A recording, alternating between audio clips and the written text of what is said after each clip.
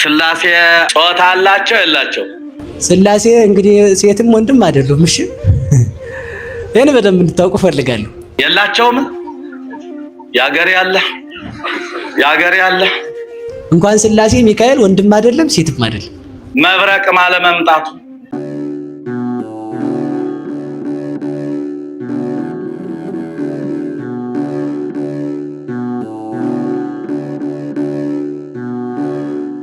አንድ ምሁር ሲያስተምር ሰምቻለሁ። ይሄን ነገር ሃይ መባል መቻል አለበት። ጾታ የላቸውም የተባሉ መላእክት ናቸው እንዴ? ከሦስቱ አካላት አንዱ አካል የሌለው ነው እንዴ ከመቤታችን ሰው የሆነው እንዴ? ምንድነው?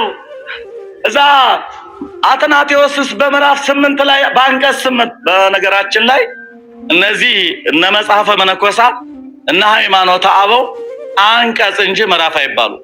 ይሄ መታወቅ አለበት። ስለዚህ በዛ በስምንቱ ላይ ለእግዚአብሔር አካል አለው፣ ዓይን፣ ጆሮ፣ አፍንጫ ብሎ ወኩሎሙ መልክዓ ጽዱቃት የታወቁ የተለዩ መልክዓት አሉት አላለም አትናቴዎስ? እንዴ ነውር እኮ ነው። ለአብ ፍጹም አካል ፍጹም መልክ ፍጹም ገጽ አለው። ለወልድ ፍጹም አካል ፍጹም መልክ ፍጹም ገጽ አለው። ለመንፈስ ቅዱስ ፍጹም አካል ፍጹም መልክ አለው ስንል ከምን እስከ ምን ተተርጉሟል እኮ። ከራስ ጠጉር እስከ እግር ጥፍር አልተባለ? ነውር ነው። ወላዲተ አምላክን እንደው በዚህ አንገት እንሰጣለን። ነውር ነው ያልተባለ መምህራን ያላስቀመጡት ያላሉት ሲናገር ስለሰማሁት ነው። ከዚህ የምትጠየቅ ከሆነ ከዚህ በኋላ ልጠየቅ። የኛ አካል በስላሴ አካል ልክ ነዋ እንዴ? አናፍርበትም። ሃይማኖት እኮ ነው እንዴ? ሙሉ አካል ነው ያላቸው። ረቂቅ መለኮታዊ አካል ንግበር ሰብአ በአርአያነ ወበአምሳሊነ፣ በአርአያችን እንደ ምሳሌያችን ከራስ ጠጉር እስከ እግር ጥፍር። ለምን ነው ስላሴ ታዲያ መልክ ተደርጎ ተደረገላቸው? ከአብርሃም ቤት ሲገቡ መልክ አልቦ ነበር? አካል አልቦ ነበር እንዴ? እኛ ስዕል የስላሴን ስዕል ስንስል ከአብርሃም ቤት በሶስት ሰዎች አምሳል ኦሪት ዘፍጥረት ምዕራፍ 18 ላይ በሰዎች አምሳል የሳልናቸው ዝም ብለን ነው?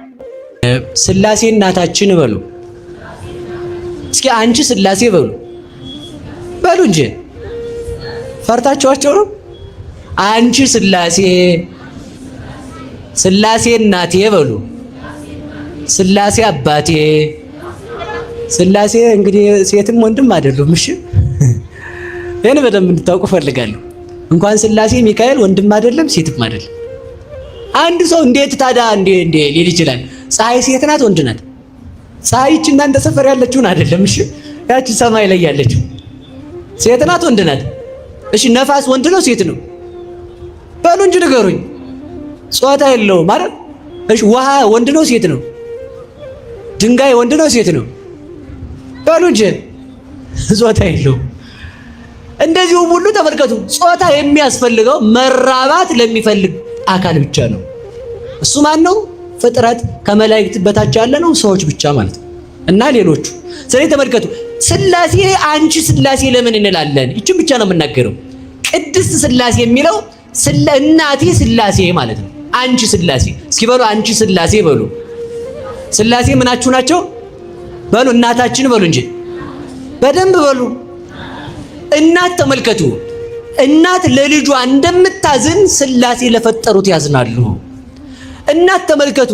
ልጅን ቆሻሻውን በሆዷ ተሸክማ እስከነ ቆሻሻው በሆዷ ተሸክማ ኖራ እንደምትወልደው ስላሴ ምስከነ ኃጢአታችን ተሸክመው ለክብር ያበቁናል።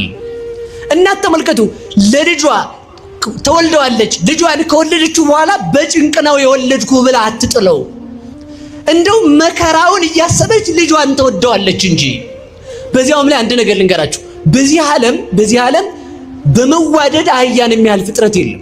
አሁን ጌታ ግብጽ ሲሰደድ ከእናቱ ስትሄድ አህያ አይታችኋል አይደል? ስዕል አድኖ ላይ አህያ አለች አይደል? አብራ ለምን ይመስላችኋል ጌታ በአህያ ተሰደደ፣ በአህያ ቤተ መቅደስ ገባ? ከአህያ ጋር እንደው አህያ ምን ታደርግለታለህ? እሱ እንደ አህያ ልጁን የሚወድ ፍጥረት የለም ይላል። እስኪ በሉ እንደ አህያ በሉ። ልጁን የሚወድ ፍጥረት የለም። ተወዳላችሁ ልጆቻችሁን? በፍጹም። በዚህ ዓለም በመዋደድ ልጅን በመውደድ አህያን የሚመስላት የለም። ለምን ከተባለ ተመልከቱ፣ አህያ ልጇ ገደል ብትገባ ተከትላ ነው የምትገባው። ልጇን ሳር እንኳን ስትበላ ተመልከቱ፣ እየዞረች ልጇን እያየች ነው የምትበላው። ጅብ እንኳን ከመጣ አስቀድማ ካልቀማት ካልነጠቃት በስተቀር አስቀድሞ ከልጇ በፊት እናቲቱ ትሞታለች እንጂ ልጇን አታስብልም። ስለዚህ ምን ማለት ነው? በአህያ ተሰደደ ክርስቶስ። በአህያ መሰደድ ማለት ምን ማለት ነው? እኔን አህያ ልጇን እንደምትወድ ሁሉ እናንተ እስካላችሁበት እስከ መቃብራችሁ ድረስ ልወዳችሁ መጥቻለሁ። ወይንም ተመልከቱ፣ በሚፋቀሩ ሰዎች መካከል እገኛለሁ ሲል አህያ ላይ ተቀመጠ። ስለዚህ ወደ ነገር ይመልሳችሁ። ሥላሴ ልዩ ምንድነው? እናት ነው። እናት ተመልከቱ፣ ልጇን ምን ታደርገዋለች መሰላችሁ? ታጥበዋለች። ታጥበውና ስታበቃ ሄዶ ቆሻሻ ይገባል። አይነካም? ቆሻሻ ልጅ ይነካል። ይሄድና ልጅ ትለዋለች። ከዚህ በኋላ ጭቃ የሚባል ነገር እንዳነካ ትለዋለች። እሺ ይወጣና ጭቃውን አብክቶ ይመጣል ቤት። ከዛ በኋላ ይሄድና ልጅ ችግር የለበት ውሻ ካለ አጠገቡ ዝንቡን እያለ ይጫወታል። ታው ልጅ ተው ትለዋለች፣ አይሰማም። ይሄድና ወጥቶ ሲያበቃ ተመልከቱ፣ እንደዚያ በቆሻሻ ተነክሮ ይመጣል ቤት። በቆሻሻ ተነክሮ ከመጣ በኋላ እናት ምን እንደምታደርገው እጥብ አድርጋ ልጅ አሁን ሲበሉ አጥባ ልጅ በሉ ምን እንደምትለው እናት አጥባ ልጇ ታደርገዋለች። ሥላሴ እናታችን ነው። ሥላሴ ንጹህ ነው ማለታችን ተመልከቱ። ኃጢአት ብንሰራም እንኳን በንስሐ አጥቦ ልጁ የሚያደርገን ነው። ኃጢአት ሰራችሁ ብሎ አውጥቶ አይጥለንም። ነገም ነገም ወተን ብንቆሽሽ ነገም ተቀብሎ ንጹህ ያደርገናል። ተመልከቱ፣ አንድ መነኩሴ ነበረ። ወጣ ገዳም ላይ። ከገዳም ወጥቶ ተመልከቱ ሥላሴን ካደ። ባጭሩ ማለት ነው። በሴት ምክንያት ነው የካደው። ይሄ ካህነ ግልፎ የምትባል ነው። ድረ ልቡናው ጽዮ ፍቅራ አቲ በሴት ለዘወፃ ረድም ሃይማኖት ይሉታል ሊቃውንቱ። ልተወው ታሪኩን። ከተማ ይወጣና እንድ ሴት ያያል። ከዛ በዛ የተነሳ ላግባሽ ሲላት አባቴን ልጠይቅ። አባቷን ስትጠይቀው ሃይማኖቱን ይካዳላት። እሺ ክዳለሁ፣ ድሮውንስ እኔ አንቺን ካገባው የካዲ ልጅ ሃይማኖት አይቀጥልም ይላል። ሃይማኖቱን ይክዳል። ከዛ ሄዳት አሁን ክጃለሁ ላግባሽ ይላታል። አይ ቆይ አባቴን ልጠይቅ። አባቷን ስትጠይቀው አይ ገና መንፈስ ቅዱስ ስላልተለየው ቆይ በይው አላት። መንፈስ ቅዱስ ከኛ ርቆ አይሄድም ስንክደው እንኳን ከአካሉ ወጥቶ በርግብ አምሳል ዛፍ ላይ ሲያርፍ አይቶት ነበር። አያችሁ መንፈስ ቅዱስ የዋህነቱ ስንክደው እንኳን አይለየንም፣ እንኳን ኃጢአት ሰርተን ማለት ነው። ከዛ ምን አለችው? ሄዳ ቆይ ተብለሃል አለችው። ምንኩስናዬን አፍርሼ ሃይማኖቴን ክጄ አንቺን ካላገባው ምን ያደርግልኛል ሥላሴ በደልኩ ብሎ 21 ቀን ሱባኤ ገባ ይላሉ። ስንት ቀን? 21 ቀን ሱባኤ ሲገባ መንፈስ ቅዱስ መጥቶ ሲዋሃደው አየ ራሱ መንፈስ ቅዱስ በርግብ አምሳል መጥቶ ሲያርፍበት። ስለዚህ ተመልከቱ ሥላሴ ብንክዳቸው እንኳን የማይተውን ናቸው። አካል አለው ስንል አይን አለው፣ ጸጉር አለው፣ እጅ አለው፣ ትከሻ አለው። እንደዚህ ስንል እግዚአብሔር ጾታ የለው። ጾታ ለፍጥረታት የተሰጠ ስለሆነ አንቺ ሥላሴ እንላለን፣ አንተ ሥላሴ እንላለን። ለሥላሴ ጾታ የላቸውም። እንኳን ለሥላሴ ለመላእክት ጾታ የላቸውም። የወንድም የሴትም ጾታ የላቸውም። እንኳን ለመላእክት ለሰው ነፍስ የወንድም የሴትም ጾታ የላቸውም። ስለዚህ ምንድነው እግዚአብሔርን ረቂቅ አካል አለው። ያንን አካል አባ ሕርያቆስ ሲናገር ምን ይላል? አልቦቱ ለመለኮት የማን ወጸጋም፣ ለመለኮት ቀኝም ግራም የለውም።